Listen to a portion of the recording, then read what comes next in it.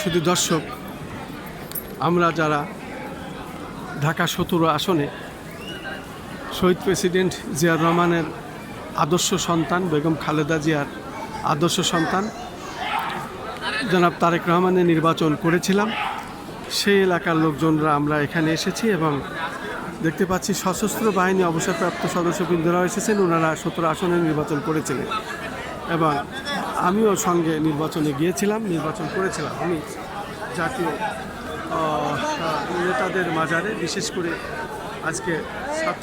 আজকে বিশেষ করে 45তম শাহাদত বার্ষিকী শহীদ প্রেসিডেন্ট জিয়াউর রহমানের এবং মরহুমা বেগম খালেদা জিয়ার মাজার স্থানে আমরা এসেছি, শ্রদ্ধা নিবেদন করেছি, দোয়া মোনাজাত করেছি এবং ঢাকা 17 আসনে আমরা জনাব তারেক রহমানের নির্বাচন করেছি এবং 17টি বছর আন্দোলন সংগ্রাম করেছি। সেই স্মৃতি নিয়েও আমরা আজও বেঁচে আছি। অনেকবার আহত হয়েছি, অনেকবার হাসপাতালে গিয়েছি, চিকিৎসা নিয়েছি। এই অবস্থায় আমরা এখনও বেঁচে আছি। আশা করি আমাদের ন্যায় বিচার হবে এবং আমরা বিচারের পর্যায়ে দাঁড়ান। আরে দাঁড়ান, গাছতলা পড়েছে, এখানে দাঁড়ান, গাছতলা। আমি যেখানে রয়েছি সেখানে হাতছাড়া করা যায়।